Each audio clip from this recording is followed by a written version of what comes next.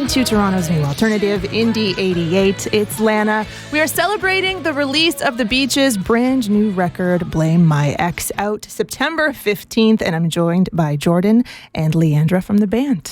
Hey, babes. We're so happy to be here. Thanks for having us. Thanks so much. I'm so excited to go song by song through this whole record. Yes, me too. And now, this is going to be airing release day. How are you feeling getting it out in the world? I'm so excited and so thrilled. I think this is the first record that we put out that I literally listen to once a day. So I've just been, and we kind of finished it a couple months ago. So I'm so ready for everybody to hear and listen. I know. I can't believe it hasn't been out because I also listen every day on the subway. I'm like, I hope nobody knows I'm listening to my own songs right now. It's so cringy. It's so embarrassing. I can't believe I'm admitting this. No way.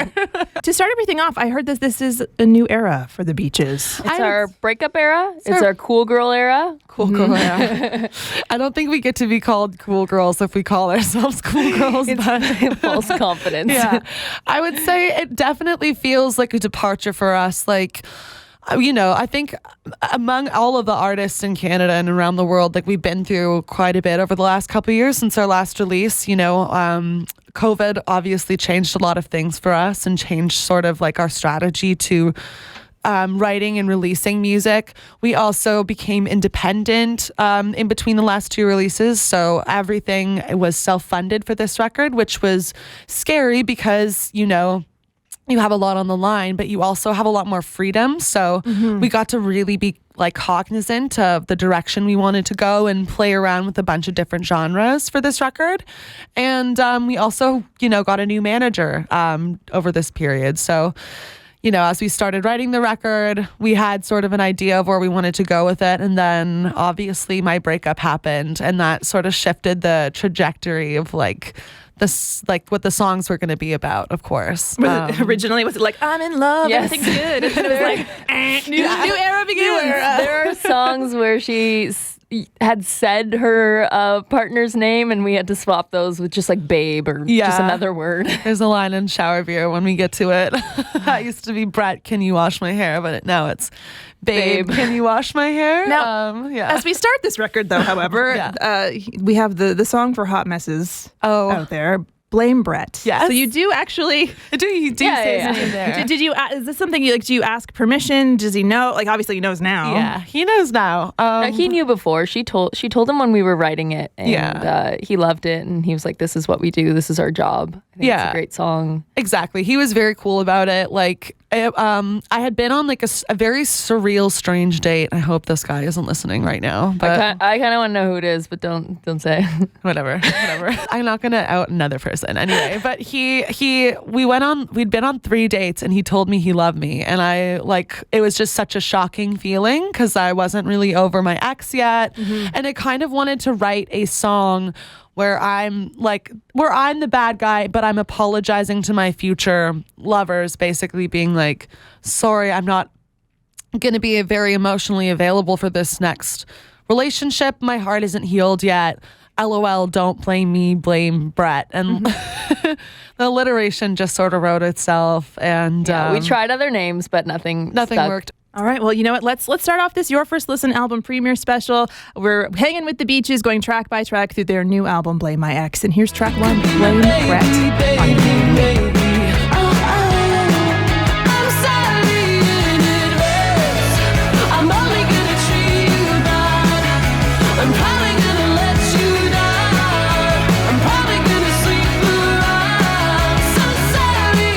The Beaches and Blame Brett on Toronto's new alternative, Indie 88. I'm joined by Jordan and Leandra from the band as we're playing every song on this new record, which is very exciting. And now we're on to song 2, What Doesn't Kill You Makes You Paranoid. Oh, yeah. I love this one. I think it's my favorite on the album.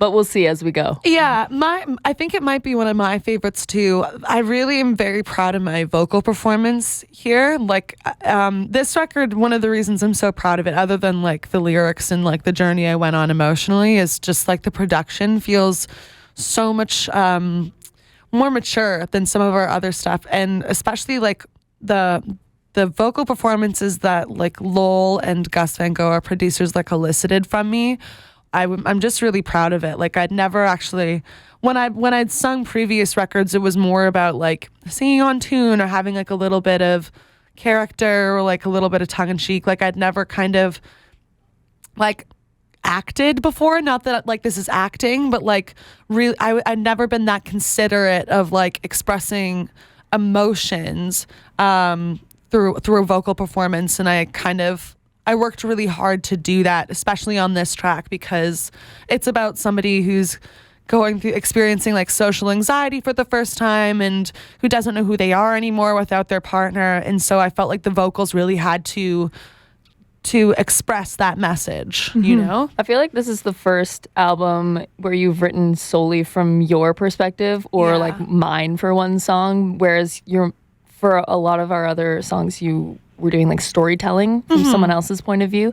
So it's a lot, obviously, more personal to you. Yeah. And so when you do write from that perspective, it is easier to like elicit, like, you know, quivers and shakes and vibrato, like but I was, you know, I was doing a lot more of like vocal tricks. There were times where you were actually crying and had to take a break from it. Not during this song. We'll get to that one. So I forgot what song we were talking about. We're at What Doesn't Kill You Makes You Paranoid. My notes, I just had Angel Olsen vibes on this. So that's what I was listening to. Like I actually, for this song, I was given like homework before I came in to record it the next day. So Lowell sent me home with Angel Olsen songs to listen to, Willow, Girl in Red, Lana Del Rey even. Like she made me listen to like, you know, listen how they use vibrato or how they like sing from like, you know, when you're gonna cry and your throat tightens up, like that kind of thing. Like, so I would try those sort of physical tricks to get certain, like a different kind of a more emotive voice. All right, well, let's get to it now. Track 2. What Doesn't Kill You Makes You Paranoid. It's the latest from the Beaches as we go track by track through their new record, Blame My Ex, on Indie 88. What doesn't kill you makes you paranoid. What doesn't kill you makes you feel like you love shit. Right up the minutes of my inner voice. She wants to bring up all my issues. God, What Doesn't Kill You Makes You Paranoid. That is the latest from the Beaches on Indie 88. Now on to track 3, Me and Me. What an empowering anthem this one is. Thank you. Yeah. Okay, wait, this one's my favorite. I know I said the last one, but every time we get to the next one, it's my fave. Only because it's really fun for me to play, and it's empowering for us newly single gals. Yes, it is. We only need ourselves to feel happy. But just kidding, I was crying yesterday. You do. I mean, this song was written. It was based off of a Sex and the City meme. It's my favorite show of all time. I love really? it. All she talks about. Even the new ones? Even the new? Oh gosh. And just like that? Okay. I still will watch them because, you know, any Sex in the City is Sex in the City, even bad Sex in the City, which and just like that is. Anyway, the meme is just like Carrie Bradshaw, like after I think like a bad date, having a glass of wine outside. And I was like, that's just so pleasurable, just like to enjoy being by yourself. And like everybody's been asking me, because this record is about, you know, a breakup, like what is the cure to getting over a heartbreak? And what I found was that you need to be able to spend time getting reacquainted with yourself. And to me, like the way you enjoy that is like by doing things that you like to do alone. So whatever. You were telling me this yesterday in the car. I was like, how do you survive this? I was having a really hard day. And you said you have to start to enjoy time with yourself. But I said, I'm not sure that I like that. Yeah. It's literally a process. I've always been like naturally introverted, so it was very easy for me to get back into that. But, you know, I started listening to podcasts and microdosing. Like there was a really compelling one about Jessica Simpson. Love that for you. I know, but like I know it's like finding hobbies. I really did that in the beginning. I think I started taking up weird crafts like clay. Crafts are great. Love clay and drawing and stuff. But then I don't know, like my mind wanders. I think I would love to just go out and skateboard. That's always the thing that gets my mind off of anything. But because we're going on tour, I can't do that. Yeah, it's true. So I go on a lot of walks. Now it's too hot. I don't like to be outside right now, so I'm stuck inside with myself. Yeah. I like that we have this is the cure for heartbreak though. Already that was one of my questions down the line. We finally got I mean that's what yours? That's my suggestion at least. I don't think that there's like one way to cure, but for me I found falling in love with myself again. Can I talk about this? There's the swooning, like the ahs that are I feel like that was the beautiful balance of like it was so empowering. It's like me, and I'm good with myself, and this is good. And then there's this kind of softness that's still kind of It's like a little Greek chorus or something to support you. Well, let's get to it now. Track 3, Me and Me. Here's the Beaches on Indie 88.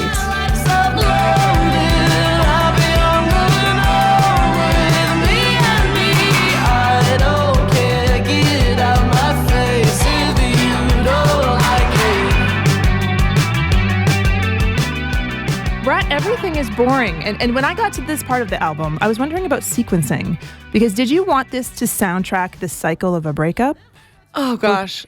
Is this in the order right now? Yeah. Okay, I haven't seen it in like a month. Yeah, because I think I have my own sequencing that I've been doing because we've been learning. Yeah, we fought over it. We fought over it a little bit. And we fought over it with our producers too, because like they get a say of course as well. And I think like when we were considering sequencing, obviously I kind of did want it to have like a bit of like ebbs and flows, because that's what I experienced like during my breakup, where there was like moments of levity and where I was like feeling good about myself, and then that would be followed by moments of self-doubt and loneliness. Like I wanted it to have a little bit of like, I don't know, a wave-like structure, but I really wanted it to end on a happy, euphoric note, obviously, because I'd like to hopefully come out of this experience like alive and better.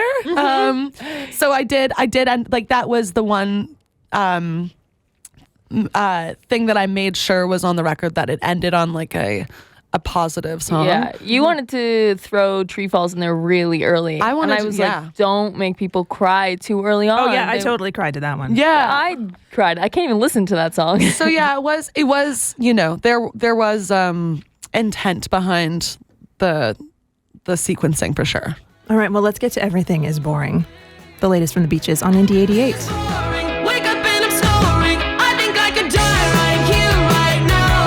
Everything is boring. That is just annoying. I swear I'm just watching life go down. It's raining, it's pouring. Everything is boring. Now here we are, track 5. We're halfway through already. Oh my goodness. I know. It's a short record. Like it's I forget, like it's only 40 minutes or something. A little punk rock. Yeah, it's under an hour. I like that. It's an in and out. So this is My Body featuring Your Lips with Beach Weather. This is the only collab like vocally on the record. How'd this come about? Oh, so like this song is just really, can I say the word horny on the radio? Of course. Is that okay? I mean, you said sex like 40 times in Did the last I? one. Yeah, Sex and the City. I do. It's a TV show. Yeah, I had gone on a date with this other person, and I just really wanted to write a very horny record for the song. Yeah, it's really quite obvious what it's about. It's about like not wanting to be in love, but wanting to have a good time. But Beach Weather are new good pals of ours, and I think like we all think Nick has like the sexiest voice. So sexy. And since we're taking them on tour, we're like, this is so perfect, and then he can come up on stage and have a sexy moment with Jordan. Yeah, and it was just like, it was a perfect moment too, because like when we'd been working on this song for a while, and like it's a very like low and sensual and sort of slow song, so we felt like having a special guest in like the second verse just sort of gives it that extra zhuzh that it needed.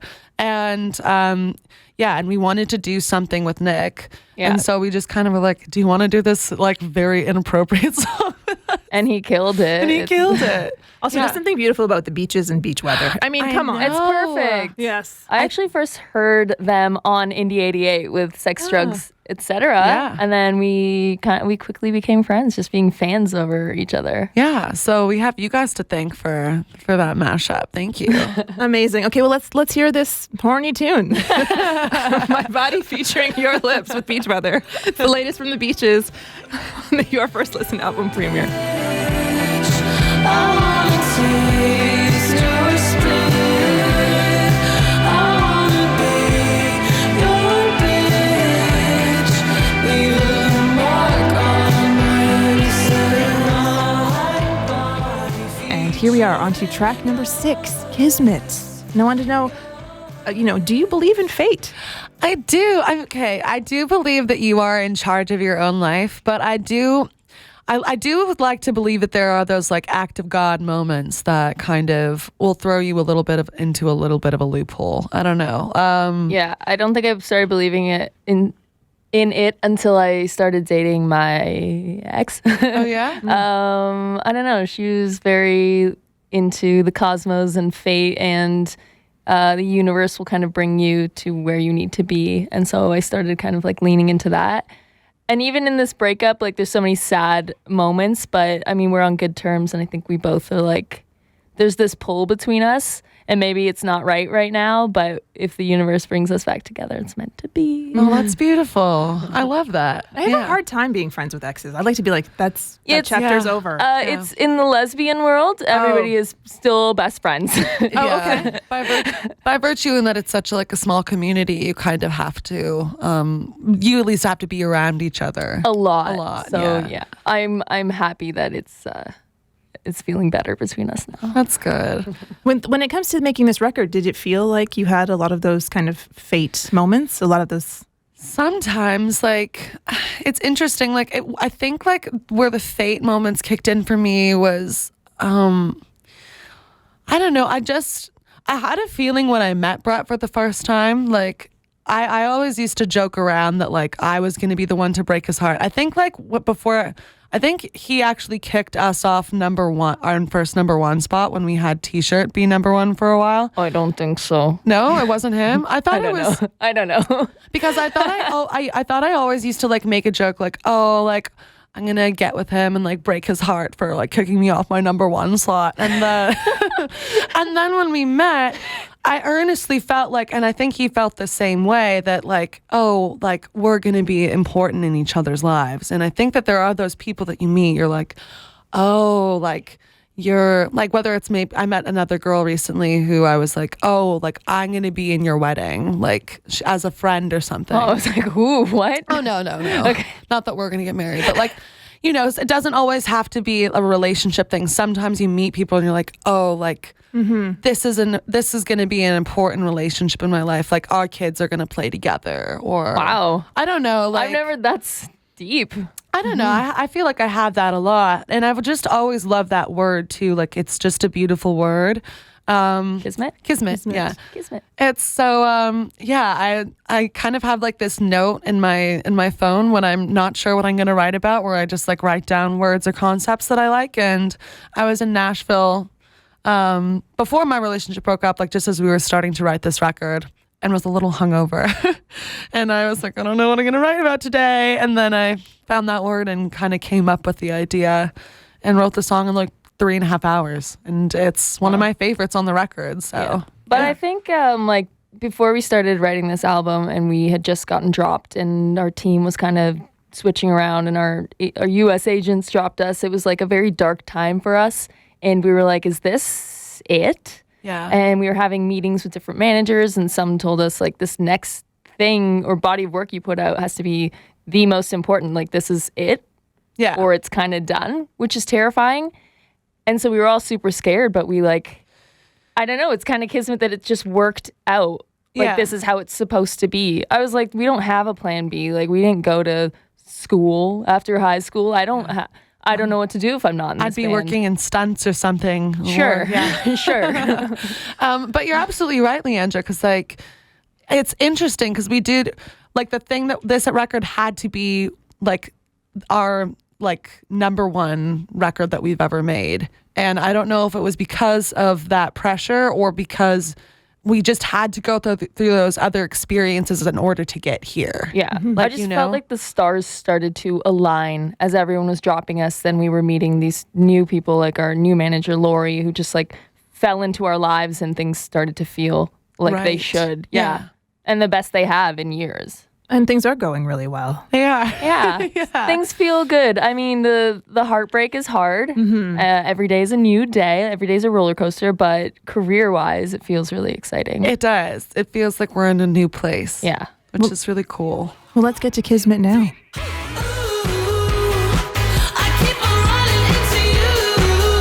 I'll never history. What are the chances? The chances I keep running into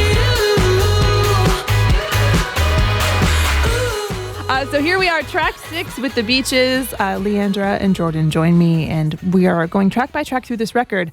A song kind of all about FOMO, shower beer. It is about FOMO. It is entirely about FOMO. I think everyone in the band experiences this a lot, and that's why we go out like every day of the week when we really should not be doing that. But There's a visual, the hot water in a cold Coors Light. Yeah. I was just talking to an Australian about this, and they're like, shower beers are a thing in Australia. And I'm like, no. I think we wrote it.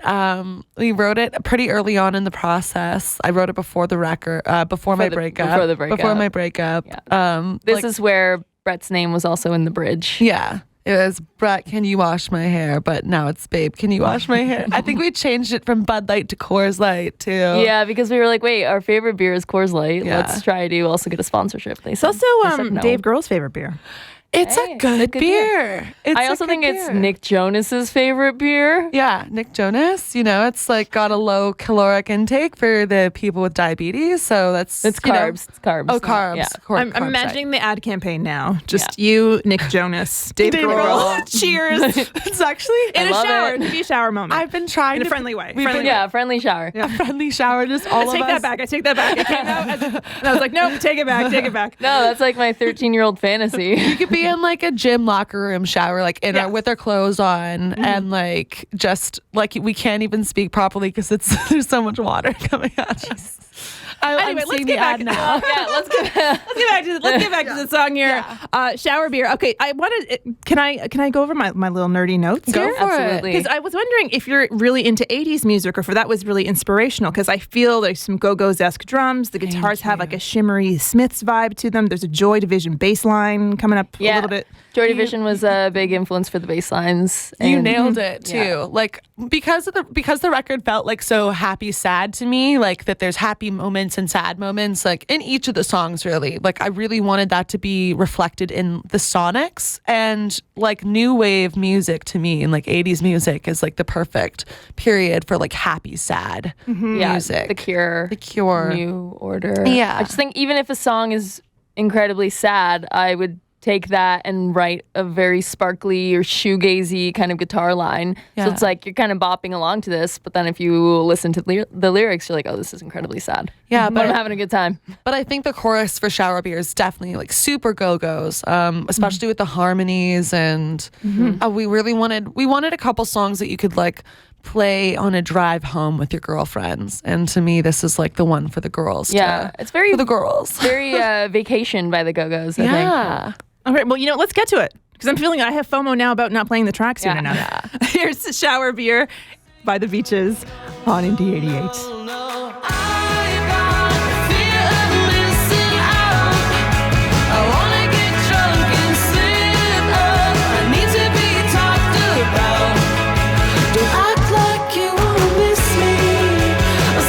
And now on to track 7, Edge of the Earth. A love song. It's a queer love song. Queer love song. Yeah, let's talk about that because it was really refreshing to hear. Most songs are heteronormative, and it was really refreshing to hear you singing about a woman. And Leandra, you wrote this song. Can we talk about? Basically, it's just your life experience in the track. Yeah. We collabed, Jordan and I, and Sam Willows, and our friend Kara from Valley.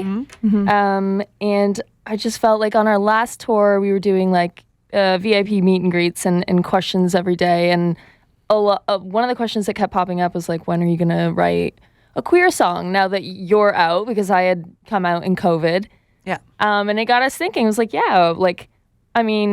you've kind of been going through your own experience and finding out your identity, and so have I. And so we should write about that. I think it was for me, scary at first. I mean, even coming out was scary because I didn't know what the fan base would kind of think. It was like, I think a lot of like older rock dudes, but now it's kind of switching to a lot more open-minded people. Individuals for sure. Yeah. And I was going through kind of before the breakup. Yeah. I don't know, kind of like we were on tour a lot, and it was getting a little tense between me, my partner, and I, and we were kind of arguing a lot, but we kept coming back to each other. There's just like so much love, and even now in the breakup, like I can't really listen to this song. It feels so sad for me, but my ex listens to it a lot. And Does she? Yeah, and cries to it. Oh no. Because I cry to it. We both cry to it. Just because it's like, at the end of the day, we keep coming back to each other. Yeah. No, it's beautiful, and I'm glad we wrote it with another queer woman, because like Kara has also recently come out too. And so it felt important to me that like we didn't write it with like a straight person. I really wanted it to be sort of a dive into like a really important queer relationship. And it was really, I gotta say, it was really interesting writing from my bandmate's perspective. Like, cause it was sort of... You haven't done that since like Keeper on Yeah. Late Show, which was about me and a guy on a date with a guy. So now it's very different and feels more real. It is. So I felt it was it was really interesting, like me and Kara like sort of diving into Leandra's psyche every day. Leandra, how was that for you, Yeah, having what two was that people kind of like? pick your brain Yeah. about what was happening in your world? I think therapeutic. I was also, I think, scared at first. I was like, I don't want to dive into all these details of my relationship, and knowing that my girlfriend at the time was going to listen to this and be like, what are you saying about our relationship? Yeah. But I mean, we were arguing, and it's nice to write and talk about that, because it's not all happy, No, yeah. thoughts in your relationship. I think it's really like quite a time capsule of like a moment in your and Alex's relationship, like when things were strained, but they were also there was so much love there. Yeah. You know, it's a very cinematic song. Yeah. And obviously, like, Jordan's my best friend, and Yeah. Kara's one of my best friends. So it was nice to just talk to my two friends about what I was going through and then write a song about it. Sometimes you can write a song and like find the answer at the end of it, and other times, like I think this song did for you, you just sort of unearth more questions. To the edge of the earth we go. Here we go. Around, right upside down, spin me like a globe and drop your finger on me. I feel so far, you're all I want. Spin me like a globe and drop your finger. Okay, let's talk about If a Tree Falls. Now it's your sad song. Yeah, here we go. My notes in this one made me cry, Yeah, yeah. hurting. Yeah. So that's a fun one. Can we talk about this metaphor as well? Yeah, of course. This was also co-written by Kara It was from Valley. It was co-written from, but I think it was our first time writing with Kara too, and I had just been broken up with, and I think I was sort of like, I guess this is the only thing. It was such an all-consuming feeling, like that heartbreak. I'd never been through it before, because I'd frankly never been in love before till like my last relationship, and so to have it end like the way it did, just so suddenly, was just so devastating, and I couldn't not write about it because I couldn't think about anything else. Like I couldn't like write about going and drinking a beer in a shower or whatever. Like I couldn't be funny. I had to write something about where my heart was. Yeah, the metaphors obviously like kind of, and I don't know, it's obvious to me, but it's basically like if something happens and you're not there to see it, like did it actually happen? And I'll let people fill in the blanks there because I don't really want to go too into it. But, you know, something devastating happened, and I desperately just wanted to not think about it and pretend that it wasn't real. And I think I'm just kind of a person that likes to avoid problems and avoid confrontations. So that's sort of what the song is about. It's sort of about like desperately wanting to not believe that your heart's dying. I think a lot of people go through that. Like even not this specific scenario, but if you see the signs of like your relationship might be coming to an end, you kind of ignore them because you don't want it to. You don't want it to be real, right? Yeah. And yeah, it was. So it's a really sad song, and I think it's maybe one of the first songs I've ever written where there's no humor in it. Like, I think if you listen to sad songs that we've previously put out, or even like songs about a sad situation, like T-shirt, for instance, is about like being rejected after a one night stand, which, you know, it does suck and it is a painful thing to go through. But if you listen to the lyrics, it's like dripping in humor and irony. And this is like maybe the first song where I was like, I can't be funny here. All I can do is like write about how sad I am. And it's a beautiful song. It was, you know, it had gone through so many variations. We started off, it kind of sounded very country in the beginning, and then we kind of turned it into like an EDM track when like the direction, when that was sort of wow. It was weird. Yeah, I can't imagine that. It was fun, but then we were like, wait, where are we going here? This is a really sad song. Like, we can't make this sound happy. No, there are tons of songs, particularly if you're talking new wave earlier. Tons of that have that. You know, the tempo does not match the emotion by any means. Yeah, but we wanted to keep earnest and grounded. So yeah, even though that was one of the songs that like we started with, obviously that was the first song I wrote about my breakup. I felt that it had to be in the record, one, because it's so beautiful, and also because it's sort of like, it gives you the context for the rest of the songs on the record.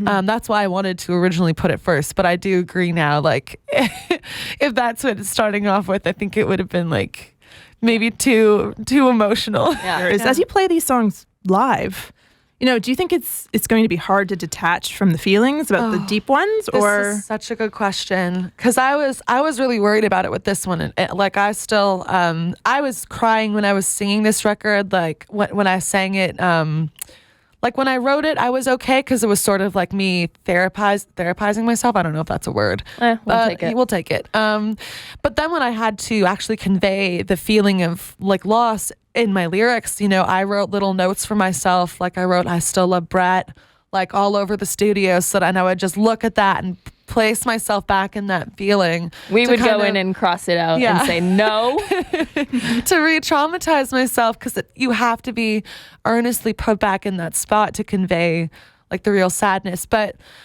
as we've been playing it like for our friends and family, and as we've been starting to like learn the songs and play them live, I'm realizing that even though these songs did come from my earnest heartbreak, they no longer belong to me. Like they belong to everybody, and everybody can listen to them and take what they want from them. So to answer your question, no, I think we'll be okay, because they're no longer our songs. They're everyone's songs. All right, everybody, get ready to cry. Yeah. Track 8. Here's The Beaches, If a Tree Falls, on Indie 88.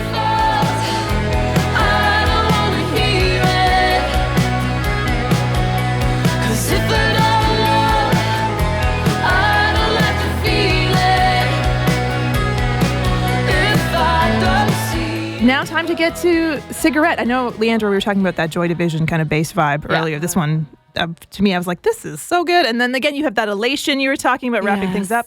So let's talk about why Cigarette is the final track. It's last. Well, I think it ends with like a fade out. So like obviously I was like, come on guys, like a fade out on the end of a record, that's beautiful. But also, as I said before, it was really important to me that the record ended on a note of euphoria. And to me, like Cigarette is the most euphoric, because it's about me kind of having a crush for the first time. Like when you start to get the pitter patter for another person. And because I frankly didn't expect it to happen when it did. And it's about this beautiful skateboarding chick I met who is just the coolest person, and like gave me a little pitter patter. So I wanted to, it inspired like this is like a fun, exciting feeling again to have. And it was important that the record ended on that note, you know, on an end of like, oh, this is a new chapter. This is a new sort of.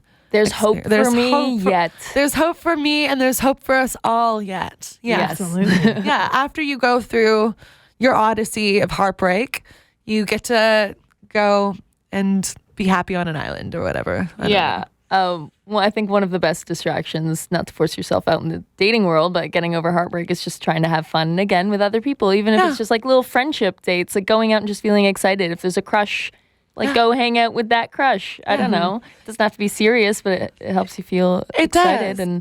and confident. And I truly believe like that your body and your heart like knows when you're ready. And once you've taken enough time, you get that sort of, your body heals, your heart heals, and before you know it, you are ready to maybe try again with someone else. All right. Well, let's get to it. Also, can we give high fives to Eliza's drumming on this one? Yes, too? absolutely. She hates us so I know she's not much. here, but No, this song was like she crushed it. crushed it. She She was was- really fast. She was so mad at us when we were like learning how to play it. She's like, you guys are the worst. But she's so talented. We had to put her through the ringer to show off her skills. Yeah. all right. So pay attention to the drums now. Cigarette. Here's the Beaches on Indie 88.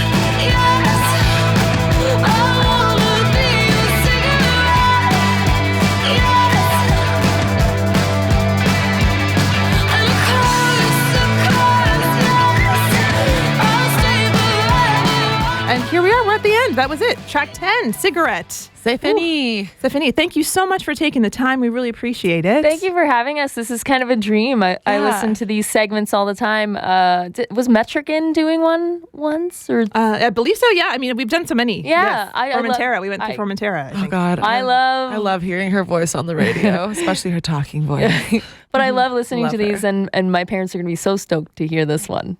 Oh, incredible. Well, hi, Mom and Dad. Yeah, it's really nice to sort of also like, talk about the songs sequentially and to dive into them, dive because into once it. we recorded them, they're done, and you don't often talk about all of them again, just maybe the singles. So it's been really lovely talking to you about Well, them. thanks so much and congratulations again. Before we go, though, you have this huge tour on the way. Heck 2 shows at yeah. Massey Hall. I wanted to just ask really quickly, what songs are you most excited to play live? Well, we're playing all of them. Yeah. You played the whole record? Yeah, we're doing the whole record. Okay. Well, I mean, I think because a lot of our new fans have like gotten into our new music, I felt it was important for us to like, show all of it. And It's also really exciting for us. I mean, some Yeah. songs we've been playing for like 10 years, Yeah. so we might have to take them out of the set list and put these new ones in. yeah, but don't worry, there will still be the old favorites that are in there. We know that we've had fans for a long time, Yeah, but the I Itty think Bitty Titty Committee. yes, the itty bitty titty committees. I'm really excited for. I love playing Edge of the Earth. Actually, I know. Actually, me too. And It's- Shower Beer. Shower Beer is really fun to play. Yeah, and any time where we get to showcase our harmony, like our harmonies and our singing abilities, it's very cool. And then- My Body, because I'm excited for Nick to come up and have a sexy time. yes, very sexy. Well, we can't wait to see you at Massey Hall. And congratulations again. It's a hell of a record. And Thank you. thank you for letting us play it in its entirety. And thank you again for taking the time. Oh, thank you so much. We love you. We love you so much, Lana.